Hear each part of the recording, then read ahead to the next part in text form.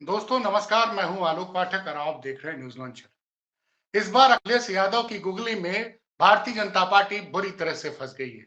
जी हां, जिस भारतीय जनता पार्टी ने बड़ी जोश फरोश को 2 मार्च की शाम को उत्तर प्रदेश के 51 प्रत्याशियों के नाम घोषित कर दिए थे, वो भारतीय जनता पार्टी बची हुई 26 सीटों पे अपने प्रत्याशी घोषित नहीं कर पा रही है। ऐसा इसलिए कह रहा हूं क्योंकि भारतीय जनता पार्टी के 3 प्रत्याशी जो गठबंधन के वो भी सामने आ गए हैं।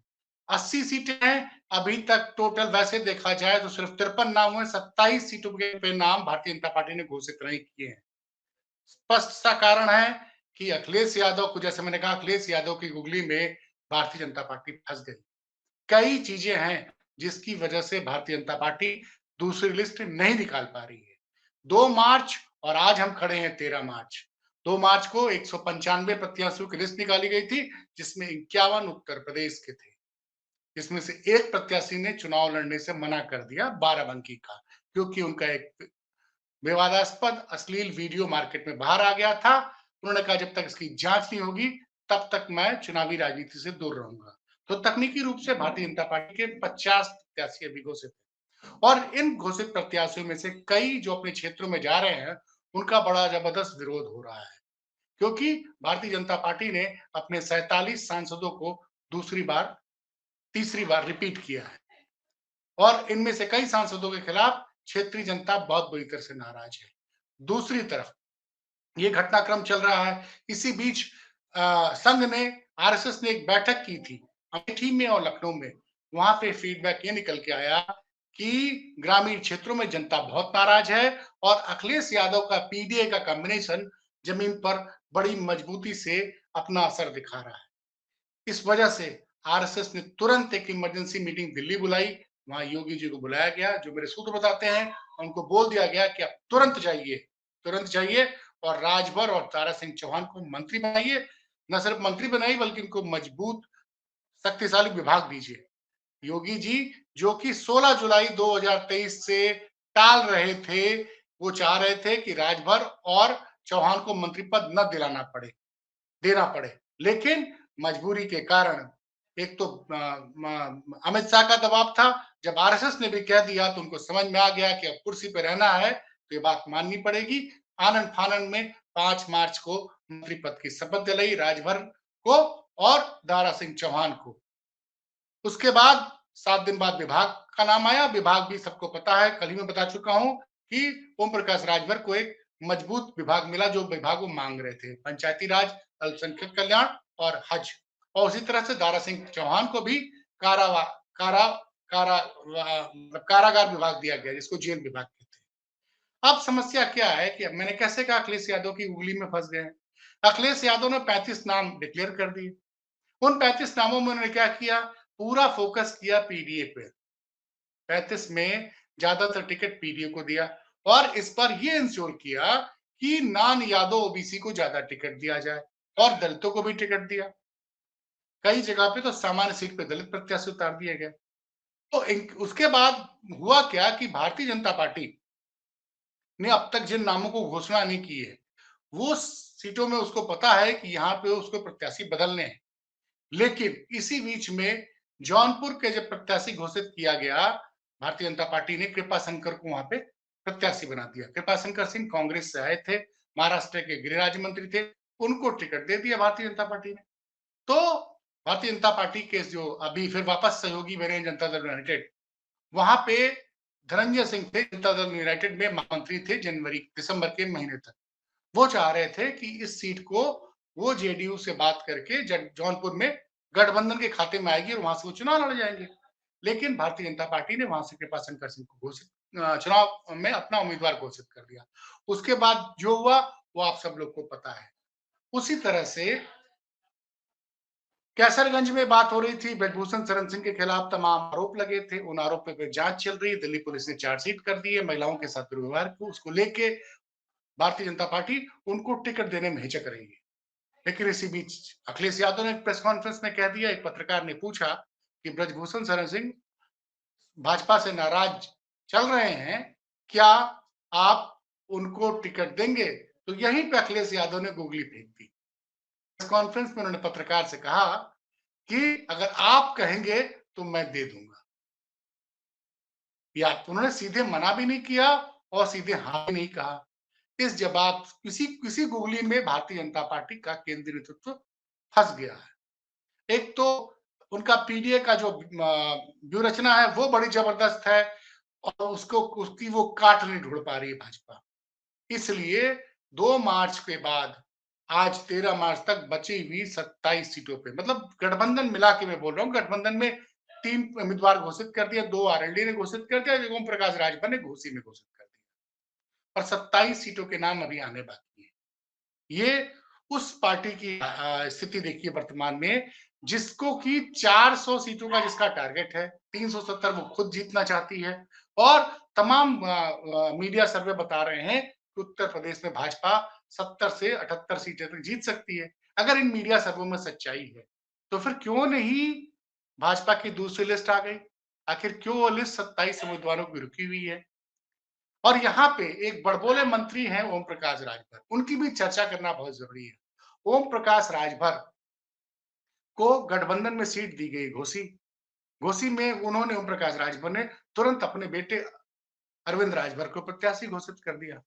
उसके बाद उनके कुछ बयान चर्चा में आ गए। उसमें एक बयान तो आपने सुना होगा, पीला गमछा वाला, जिसके बाद भारतीय जनता पार्टी के समर्थकों में बड़ी नाराजगी हो गई। और अब जो मैं आपको जानकारी देना चाह रहा हूँ, समाजवादी पार्टी घोसी में ओम प्रकाश राजभर को चुनाव नहीं जीतने देगी उनके बेटे को। उसने वो व्यूह रचना बनाई। दरअसल इस चुनाव में भाजपा से ज्यादा फ्रंट फुट पे समाजवादी पार्टी थी। उसने हर सीट पे सर्वे कराया है। 3 संभावित प्रत्याशियों को लेकर सर्वे कराया है, और उस एक प्रोफेशनल एजेंसी के जरिए सर्वे किए गए हैं, उसकी लिस्ट आई है। कास्ट कॉम्बिनेशन पे बड़ी बारीकी से नजर रखे हुए अखिलेश यादव, और उनको पता है कि किस कॉम्बिनेशन में किस प्रत्याशी को उतारेंगे तो वहां चुनाव जीता जा सकता है। इसीलिए इस बार जिस समाजवादी पार्टी को मुस्लिम यादव की पार्टी कहा जाता था, इसमें गैर बड़ी संख्या में कुर्मी उम्मीदवार भी उतारे गए। उत्तर प्रदेश में कुर्मियों की आबादी भी माना जाता है कि 6 से 7% है, और ये वोटर, कुर्मी वोटर 2014 के पहले वो आधा सपा में जाता था, आधा बसपा में जाता था। लेकिन जब से नरेंद्र मोदी आए हैं, तब से कुर्मी बड़ी संख्या में भाजपा को वोट करने लग गए। उस स्ट्रेटजी पे काम किया अखिलेश यादव ने। नतीजा ये रहा कि विधानसभा में उनकी सीटें 47 से बढ़कर 125 तक पहुंच गई थी। 36% उनके गठबंधन को वोट मिला था, और भारतीय जनता पार्टी गठबंधन को वोट मिला था 43-44%। ये था 2022 का आंकड़ा। 2022 और 2024 में बस यही अंतर आया है कि गठबंधन छोड़ के ओम प्रकाश राजभर चले गए हैं एनडीए में। अब घोसी में कैसे गिरे? घोसी में समाजवादी पार्टी, अभी तो वैसे राजीव राव वहां चुनाव लड़ने की पूरी तैयारी कर रहे हैं, लेकिन अप्रत्याशित रूप से जो हमारे पास सूचना आई है कि घोसी में समाजवादी पार्टी घोसी विधानसभा सीट उपचुनाव में बड़ी लंबी मार्जिन से जीतने वाले सुधाकर सिंह को अपना प्रत्याशी बना सकती है। सबने देखा कि पूरी यूपी की कैबिनेट, खुद मुख्यमंत्री योगी आदित्यनाथ, 2-2 मुख्यमंत्री और दर्जन दर्जन भर से ज्यादा मंत्री और 30 से ज्यादा विधायकों ने घोसी विधानसभा के उपचुनाव में लगातार मेहनत की। उसके बावजूद भी सुधाकर सिंह उस सीट पे 40,000 से ज्यादा मार्जिन लेके जीत गए। और घोसी लोकसभा में वो घोसी क्षेत्र भी आता है, और घोसी लोकसभा की जो 5 सीटें हैं, उसमें भारतीय जनता पार्टी के पास 2 सीटें हैं। उसमें एक सीट जो है वो मुख्तार अंसारी के बेटे के नाम पे है। वो कागज पे तो सुहेल देव भारती समाजवादी पार्टी का विधायक है, लेकिन उनके जो चाचा हैं अफजाल अंसारी, वो गाजीपुर से सपा से चुनाव लड़ रहे हैं, और सबको पता है कि वो लोग कहाँ वो पूरा पूरा वोट जो वहां पे सपा के पास जाएगा। तो सपा के पास इस वक्त 3 तुरुप के इक्के हैं।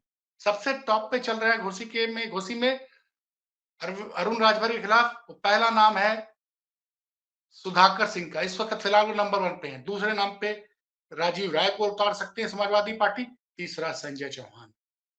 और घोसी लोकसभा अगर समाजवादी पार्टी ने जीत लिया, तो ओम प्रकाश राजभर का राजनीतिक भविष्य फिर खतरे में पड़ जाएगा।